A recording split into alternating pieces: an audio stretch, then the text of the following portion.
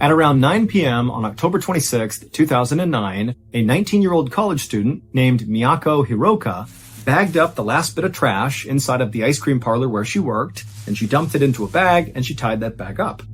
It was closing time, and so Miyako looked around the inside of the parlor, made sure everything was where it was supposed to be, and then she flipped off the lights, threw her purse over her shoulder, she grabbed that bag of trash, she headed outside the parlor, she shut and locked the door, she dumped the trash in a nearby bin, and then began walking towards the exit of the mall, which is where this parlor was located. It was inside of this big mall.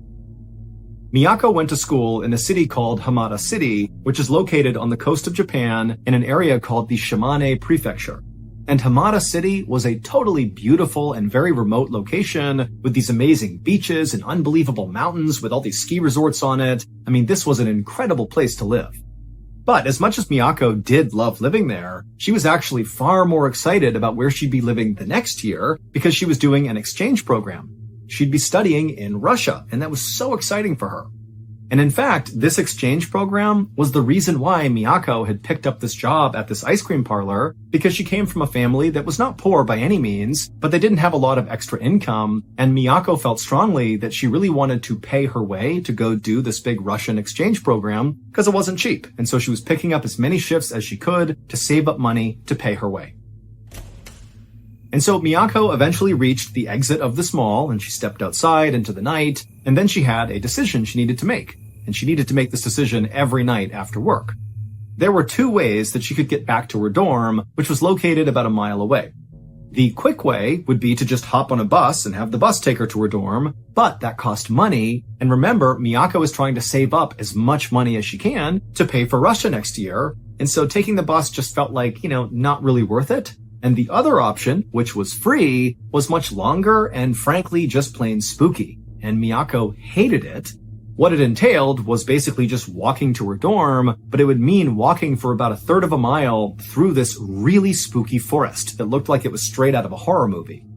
Now, up until recently, Miyako's coworker had always left with her at the same time, and they lived roughly in the same area, and so they would walk together through that forest, saving money, and also, providing each other security as they went through the spooky area. But recently, the coworker had quit, and so now Miyako was all alone. And so as Miyako stood there wondering what she should do, take the bus route or take the forest route, she just thought about, next year, it's all going to be worth it. I'm going to go to Russia. I'm going to pay my way. It's going to be awesome. And after all, what's the worst that can happen? It's just a few minutes walking through a forest. I've done dozens of times. Before long, I'll be in my brightly lit, safe dorm room studying away, and everything will be fine. And so Miyako turned and began walking towards the forest. The following day, a little past 4 p.m., the owner of the ice cream shop where Miyako worked was standing inside the parlor feeling really annoyed because Miyako had not shown up for her shift, and now the owner, who normally did a lot of administrative and managerial things, was stuck at the counter serving all the customers, basically doing Miyako's job.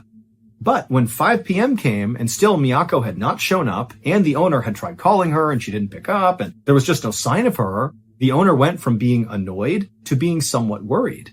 And so after again not being able to call Miyako to figure out what was going on, he wound up going through her file and finding her mother's phone number, and he called her. And when he spoke to Miyako's mother, he knew right away there was something wrong.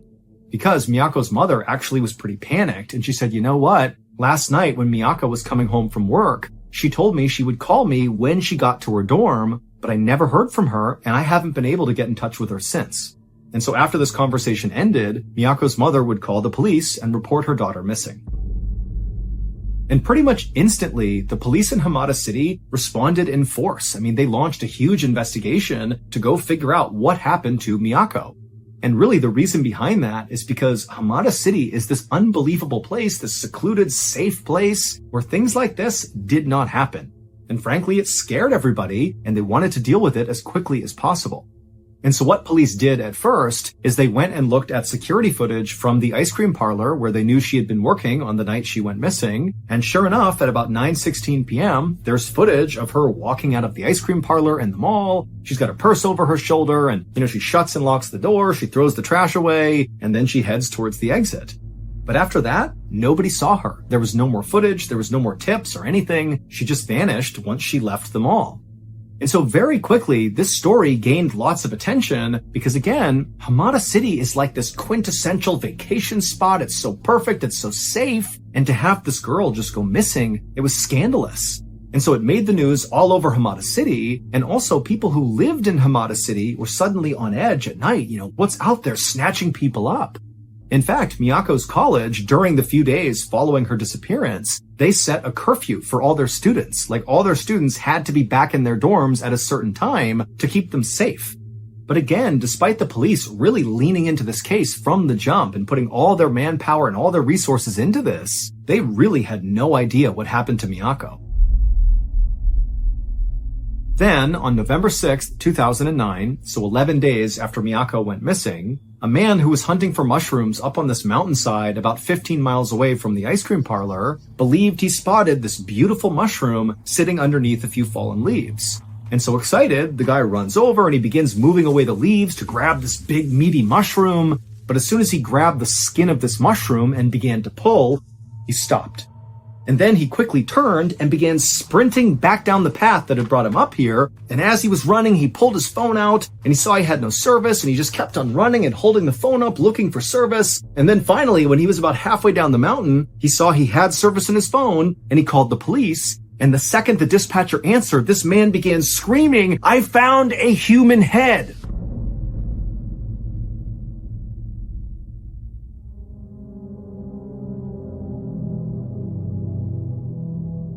When police arrived on that mountainside where this man claimed to have found a human head, well, they confirmed he was right.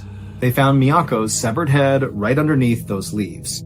And the reason this guy thought her head was a mushroom, a dark-colored mushroom, because it was obvious that Miyako's face had been so badly beaten and it was all black and blue before she lost her head. And so this mushroom hunter had literally thought that was a big, big mushroom. And so at this point, the Hamada City Police shifted their area of search from around the mall and the ice cream parlor where they thought they would find Miyako to this forested mountain area where her head was found. And now, of course, it was no longer a search and rescue. It was a recovery mission. They're just looking for the rest of Miyako's body. And over the next couple of days, as police searched this forested mountainside, they would find different parts of Miyako all over the place. And then after they had found, all the pieces to Miyako, the running theory based on what they were seeing is that very likely she had been strangled to death and then her body was burned and then she was dismembered and scattered throughout this forested mountain area. But there was very little evidence about who had actually done this to Miyako. Miyako had no enemies to speak of. Everybody who spoke about Miyako said she was incredibly lovely and kind, and really there wasn't anybody in her life that would want to do her harm. And also because Miyako's body had been destroyed and left out for so long, any trace evidence left behind by her killer or killers was basically non-existent. And so the police really had no leads to speak of. They had no suspects or anything. And so they called in psychologists to try to make, a profile of who they thought might have done this. And the best theory anyone could come up with was that this had been a random crime of opportunity, that the person who killed her didn't know her, and that likely her killer was a man who was likely between the ages of 20 and 40.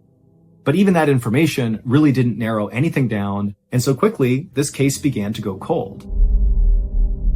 But as the police investigation itself began to go cold, the kind of lore around this story was only growing. I mean, this really seemed like a totally unbelievable case, considering where it happened. I mean, Hamada City is like this perfect place. How could this happen here? And so what started as being kind of a local news story, albeit a big local news story, became a major national story all over Japan. And so all these TV outlets and journalists were descending on Hamada City, and they were taking video of the ice cream parlor and of the police department and filming, Miyako's dorm and her school and her parents' house. I mean, there were people all over the place trying to get any bit of information to report on about this case. And despite there being dozens and dozens of these live reports basically every day coming out of Hamada City about this case and about Miyako, there was one particular news report that took this case from being, totally unfortunate and sad and tragic and horrible to completely unbelievable and bizarre. Shortly after Miyako's remains had basically all been found, but they were still doing some recovery operations up on that mountainside, one of these kind of random TV reporters who was in Hamada City to report on this crazy case decided to set up their TV camera so it was pointing towards the dark entrance of that spooky forest that Miyako would walk through to get back to her dorm. And so this TV news reporter's got their microphone and, they're standing with the forest entrance right behind them, and the cameraman's filming, looking towards this opening of the forest. And the actual report was pretty generic. This reporter was basically saying, well, coming at you live from Hamada City, just outside of the forest where perhaps Miyako was killed. And it was just like that. It was just kind of talking about the case, and there was nothing to it. At least not to the TV reporter and the cameraman who were on site. Because for them, the entire report was pretty routine. They did their job, they got their shot, they got their report, and then they left.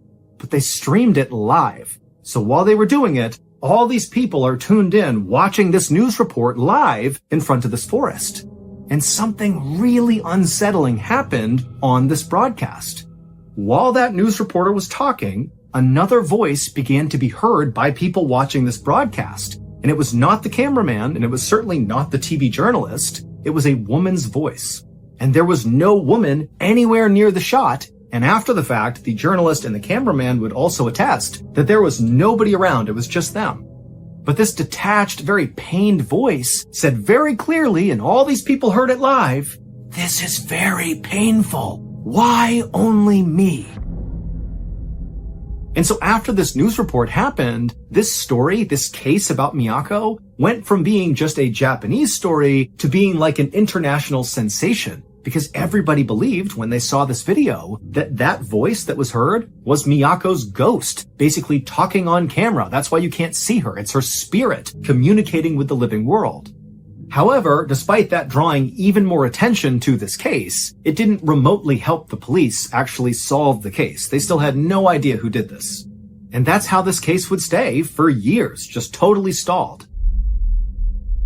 That is, until 7 years later, when a police officer was conducting a routine police review of old criminal case files that hadn't been solved, going through them all to see if maybe evidence had been missed, and maybe that was why the case had not been solved. And so this police officer is looking through all these case files, and when they landed on the Miyako case, they did discover a piece of evidence that had been totally overlooked. It was the file of a convicted sex offender named Yoshiharu Yano. Yoshiharu was a 33-year-old man who had served time in prison for assaults on 3 different women in Tokyo, which is 500 miles away from Yamada City, where Miyako was killed. And because of that 500-mile gap between Tokyo and Hamada City, Yoshiharu had been completely overlooked in terms of being a suspect in Miyako's murder. It just seemed like he was too far away to be involved. But the police officer who was doing that routine review, they discovered that right before Miyako was murdered, this Yoshiharu guy had been let out of prison and decided to live in Hamada City. And on the night Miyako was killed, when she decided to walk into that forest, well, they found security footage of Yoshiharu's car driving along around that forest and up near that mountain where Miyako's remains were all discovered. And so this investigator who discovered this piece of information got permission from higher-ups to search Yoshiharu's home where he was living right then. And when they searched his home, they discovered a digital camera with 40 photos on it that would explain what happened to Miyako. It was very clear Yoshiharu had murdered Miyako because some of the pictures contain photos of Miyako and they are just horrible. But figuring out who Miyako's killer was not the end of this case. In fact, it wasn't even the most shocking part of this case. The most shocking part of this case is what happened to Miyako's killer, Yoshiharu, basically right after she was murdered, and that voice, that detached female voice, was heard on that TV news report.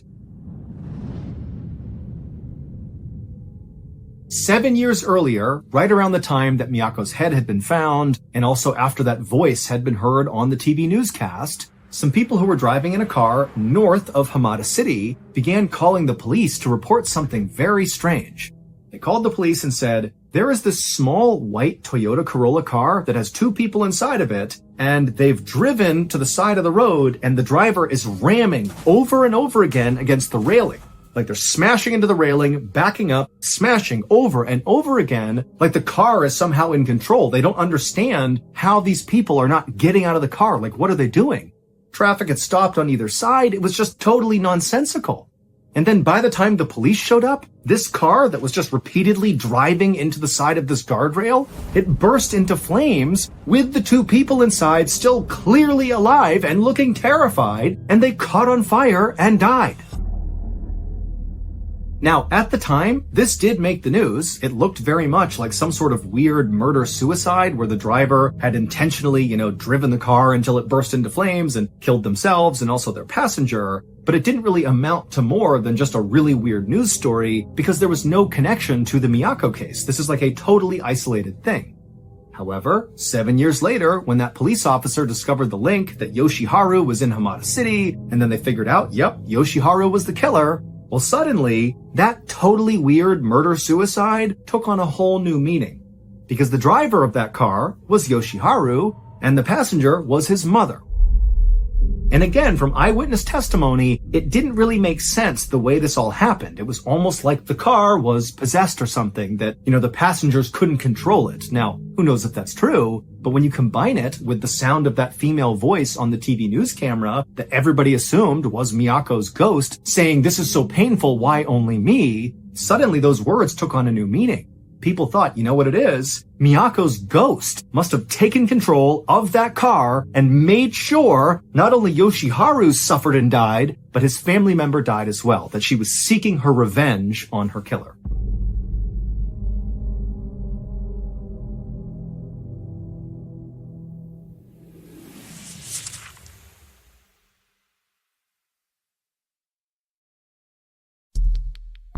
The next and final story of today's episode is called Mother Knows Best.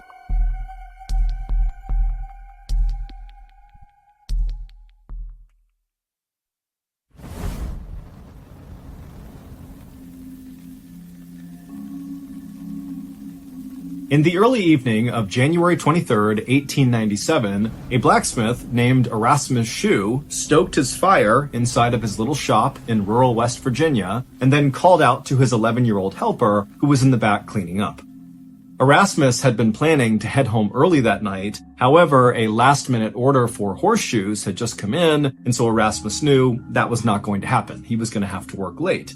And so he was calling for his helper to send the helper to his home, Erasmus's home, to check on Erasmus's wife, Zona. He wanted to make sure that 1, Zona knew he would be late, and 2, if Zona needed anything, the helper could go out and get it for her or help around the house or whatever she needed. After the helper had left, Erasmus went back to poking at his fire, but his mind was not on the horseshoes he needed to make. Instead, it was on his wife, Zona. The couple hadn't told anyone yet, but Zona was pregnant. Erasmus and Zona had only just met a couple of months earlier, but they had fallen in love very quickly.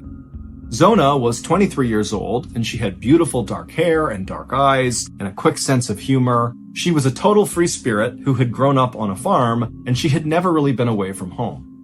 When Erasmus had arrived in the little village called Livesey's Mill, which was located near a river at the foot of this mountain and was right near where Zona lived, he and Zona had noticed each other right away.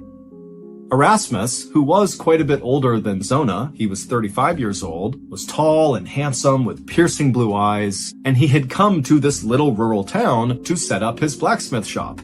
And to Zona, he was like this amazing, new, exciting thing.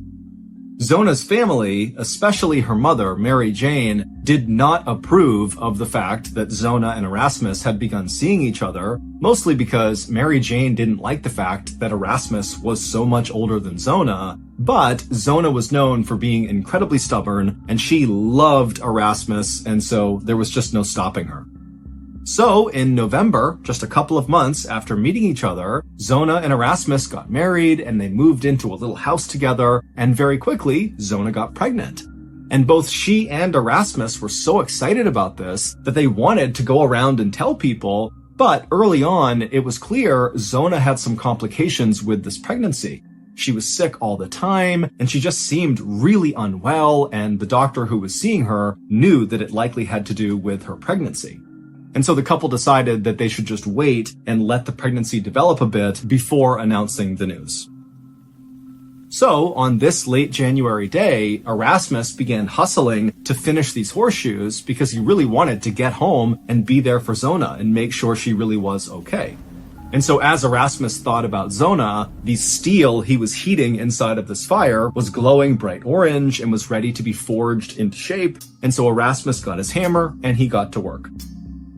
Meanwhile, Erasmus's 11-year-old helper had arrived at Erasmus and Zona's house, and the helper walked through the gate up to the front door of this little 2-story home, and he knocked on the front door.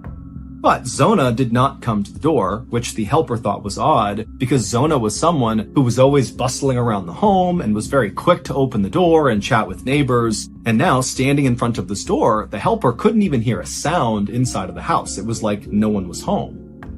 And so the helper knocked again, and after some more silence, he just reached down and tried the doorknob and found it was unlocked, and so he swung the door in. And right away, the helper noticed that the house was totally dark. None of the lamps were lit, even though the sun was setting fast. And so the helper stepped inside of the house and continued to call out for Mrs. Shu, but there was no answer. And at some point, as the helper turned a corner and looked towards the base of the stairs that led up to the second level, he froze, because lying on the ground was Zona. She was lying perpendicular to how the stairs run, on her back with one arm over her chest, like she was sleeping at the foot of the stairs. And so at this point, the helper is scared. He doesn't know what's going on here. Obviously something is wrong. And so very slowly, the helper began moving closer and closer to Zona. And when he was practically right on top of her, he yelled out her name one more time. And when she didn't call back and her chest wasn't moving and she was just totally still, he knew obviously something was terribly wrong. And so the helper at this point turned around and sprinted out of the house and ran back to his own house. And when he got there, he ran inside and he told his mother that he thought Mrs. Shu, Zona, was dead. And so the mother told the helper, run back to the blacksmith shop and tell Erasmus to go home right now. I'll get the doctor. It would take the local doctor, the same one who had been treating Zona for her pregnancy complications, almost an hour to finally get to Zona's house. And when the doctor arrived, he found the 11-year-old helper and his mother and other neighbors kind of clustered around in the first floor of the home. And then when he went up to the second floor into the master bedroom, he found Erasmus, who by this point had returned, and he was sitting on his bed, and he had laid out his wife, Zona, so that she was on her back and her head was in his arms, and he was stroking her hair and rocking back and forth and crying. The doctor, of course, knew Zona and Erasmus very well because of how often he had been treating Zona for her pregnancy issues over these last few weeks, and so he felt a pit of sadness looking at this scene, but he knew he had to do his job, and so he gently walked over and he put his hand on Erasmus's shoulder, and he just said, I need to examine Zona's body. And Erasmus, at this point, he didn't even look up. He just continued to sob and rock back and forth while stroking her hair.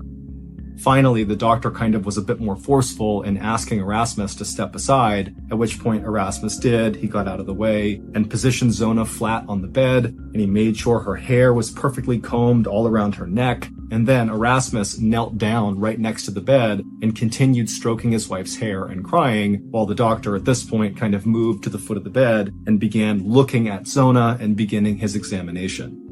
And the doctor would quickly confirm that yes, Zona was dead. And after looking at her pelvis and kind of moving her around, the doctor came to the conclusion that very likely Zona had passed away from pregnancy complications.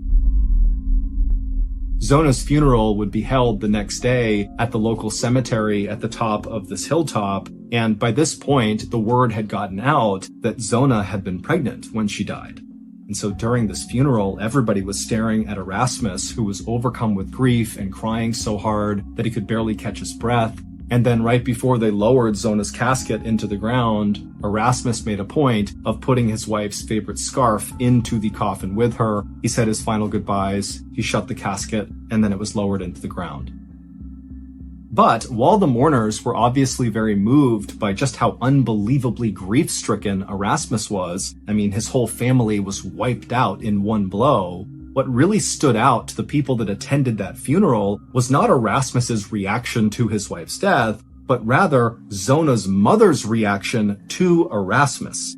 During this funeral, Mary Jane, Zona's mother, didn't seem sad or grief-stricken or in any way reacting to the fact that her daughter had died. Instead, as the funeral went on, Mary Jane shamelessly glared at Erasmus with a look of pure hate and disgust on her face. And then, after the funeral was over, all the mourners wanted to go up to Mary Jane and Erasmus to pay their final respects to the family, but Mary Jane ignored all these people and promptly left the funeral without saying a word to anyone. And in the days that followed Zona's funeral, Mary Jane's behavior only continued to get more and more bizarre.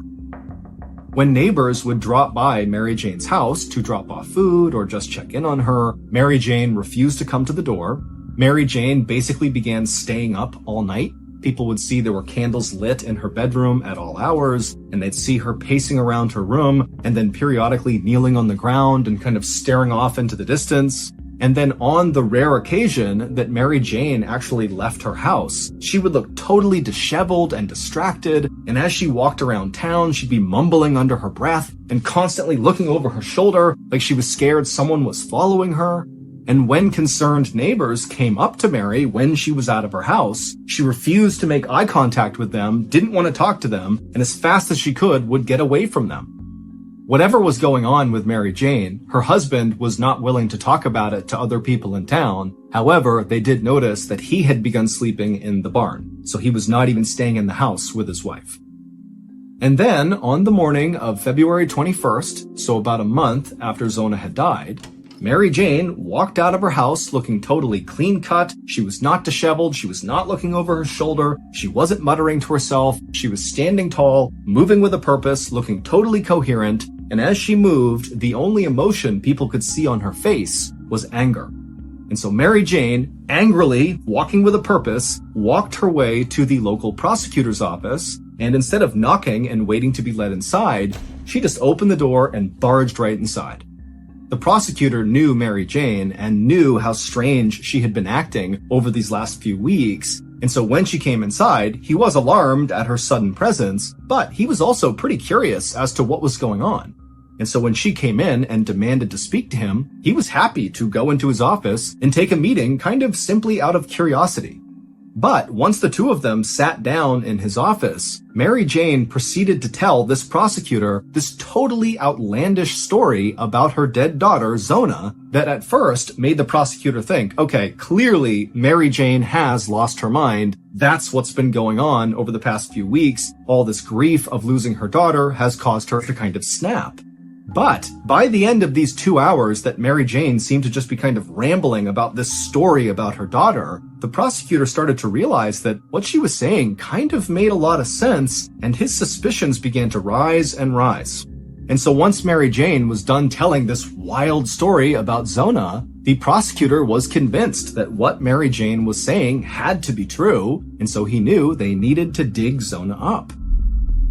And so after Mary Jane had left, the prosecutor ran to the local doctor's house, the same doctor who had been treating Zona and then also looked at her after she died. And the prosecutor would tell the doctor that, hey, we need to exhume Zona and you need to examine her again. And the doctor at first was like, wait a minute, what's going on here? But then after hearing what the prosecutor had to say about this crazy story that Mary Jane had just told him, the doctor agreed that, okay, yeah, we do need to do this. And so the next day, February 22nd, a team of men with shovels, along with the prosecutor and the doctor, headed up to the hilltop cemetery where Zona was buried, and they dug her casket up, and then they carried the casket down to the local schoolhouse, and then once she was inside, the workers lifted her body, which was fairly well preserved because the ground was so cold. They lifted her body out and they placed it on a table, and then everybody left except for the doctor and the prosecutor. And once the room was clear, the doctor and the prosecutor began examining Zona all over again. And within about 30 seconds of this re-examination of Zona's body, basically at the exact same time, the doctor and the prosecutor, who were on either sides of the body, saw the thing that Mary Jane had alluded to in her wild story about her daughter. And so the doctor and the prosecutor, they're seeing this thing, they look up at each other and they can't believe it. Mary Jane's story had to be true.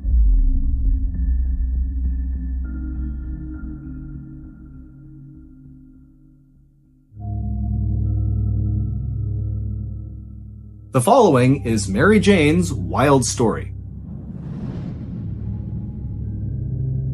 On the day of Zona's funeral, even though Mary Jane was overcome with grief over losing her daughter, the feeling that she really was harboring was hatred towards Erasmus. She hated Erasmus, she had always hated him, but now it was like her daughter is dead and she's forced to watch this guy sob and cry over her daughter's casket, when in her mind she's like, this funeral is about her, it's not about you.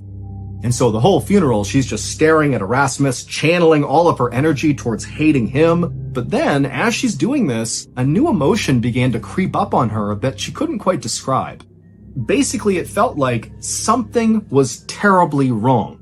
And intuitively, Mary Jane felt like the only person who could explain what this thing was that was wrong kind of in her life somewhere was her daughter, Zona, who was obviously dead. And so this feeling that something is terribly wrong, it completely consumed Mary Jane's mind. And so by the end of the funeral, she wasn't mad at Erasmus. She was just thinking, how do I get in touch with my daughter? I need to get answers from my daughter.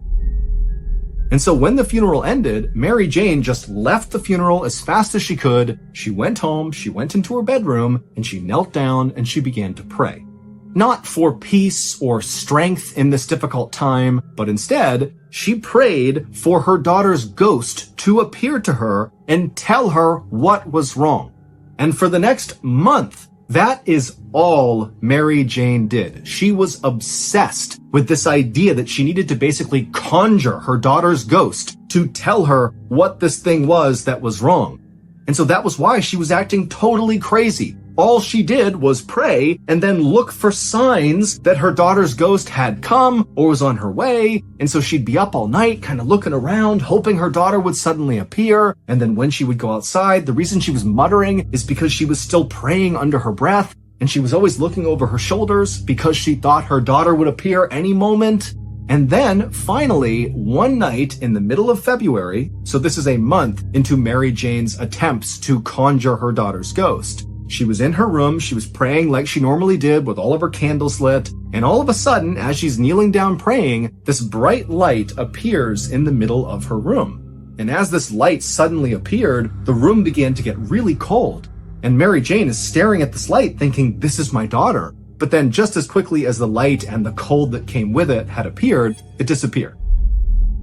And so Mary Jane was both really excited because she felt like, okay, the prayers are working. That had to be my daughter's ghost or some sign that my daughter's ghost is going to come here. And so Mary Jane just doubled down on her prayers. She knew she was close to getting her daughter to show up. And so over the next 2 days, that bright light would appear 2 more times, and each time it would just quickly disappear. But again, Mary Jane is thinking, okay, something's happening. My prayers are working. And then finally, on the 4th night, as Mary Jane is in her bedroom praying, the light appears in the middle of her room. It starts to get cold. But then instead of the light disappearing, Mary Jane would describe seeing her daughter kind of step out of this light and suddenly appear in the room. Mary Jane said that her daughter was dressed all in black and her skin was very pale and her eyes were these dark pits and her hair was straight down right over her shoulders and she was staring at her mother. And Mary Jane, when she saw this, even though she had been trying for a month to get her daughter's ghost to appear, now that it seemed to be happening, she was terrified. And so Mary Jane began backing up right as this ghost begins walking towards Mary Jane. But then Mary Jane, as she's up against the wall, tells herself, you have to be strong. You need to talk to the ghost. You need to figure out what's wrong. And the only question that Mary Jane was able to come up with was, how did you die? And when she asked this question, Zona's ghost came to a stop. And then when Zona opened her mouth, dirt poured out. And then with a raspy, low voice, she began to tell her mother a story. She told her that Erasmus appeared to be this wonderful person to the community, but behind closed doors, he was a monster. He hit her and screamed at her over the littlest things, and then on the night of January 22nd, so one day before Zona would be discovered at the base of the stairs by Erasmus's helper, Zona's ghost would tell Mary Jane that Erasmus had become enraged at Zona over the food she had made that night for dinner. He had wanted meat, and she had made something else, and so he was furious. And when Zona tried to tell Erasmus that she would make more food, or there was other food for him to eat, to just please calm down, Erasmus stood up and he grabbed Zona by the neck and he lifted her off the ground. And right at this moment in this story that Zona's ghost is telling Mary Jane, the ghost would stop speaking. And this look of abject terror would come across the ghost's face, as if she was suddenly reliving this moment that happened with Erasmus. And as she's standing there with this horrible look on her face, the ghost began to levitate off the ground, and then it opened its mouth. And as it did, no sound came out, but instead, it was like all the air in the room was getting sucked into this ghost's open mouth. And then all of a sudden, there was this loud cracking sound as the ghost's head suddenly violently whipped around 180 degrees, but the ghost's body was still facing towards Mary Jane.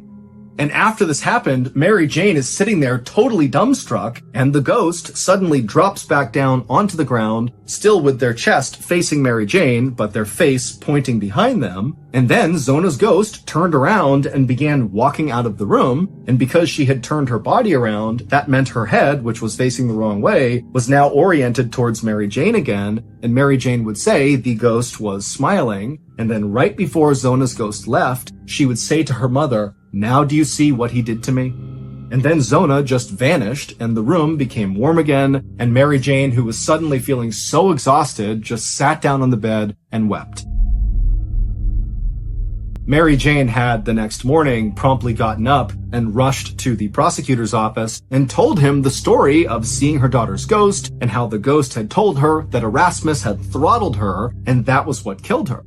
Now, the prosecutor was really moved by Mary Jane's story, but it was when he rushed to the doctor to ask about re-examining Zona's body to see if she had marks on her neck from where she could have been throttled. That was when the doctor actually told the prosecutor that when he did the examination of Zona's body on the day she was found, he would say that Erasmus spent the entire examination at the head of the bed, cradling Zona's head and brushing her hair, but now that he was thinking about it, he could have been covering up her neck with the hair.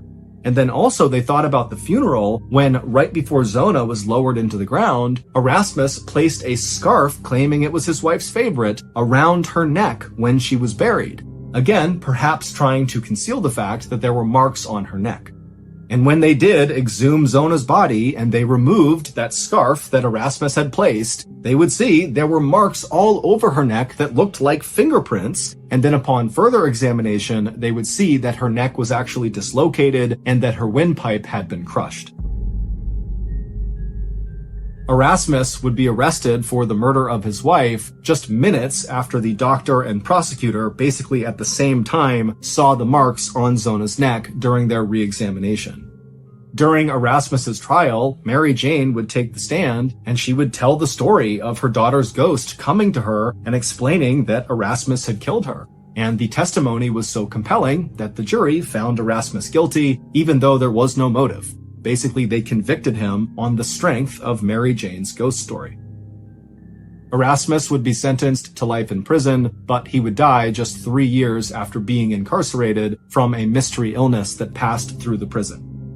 It would also turn out that Erasmus had been married 2 times before marrying Zona. One of his wives had divorced him for being abusive. The other wife died in a freak accident when she was helping Erasmus fix their chimney when all of a sudden a brick fell loose and hit her in the head.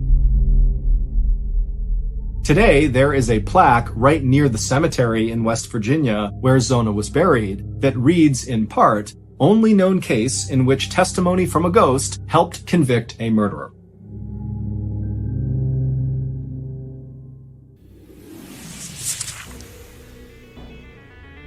Thank you for listening to the MrBallen podcast. If you enjoyed today's stories and you're looking for more bone-chilling content, be sure to check out all of our studio's podcasts, not just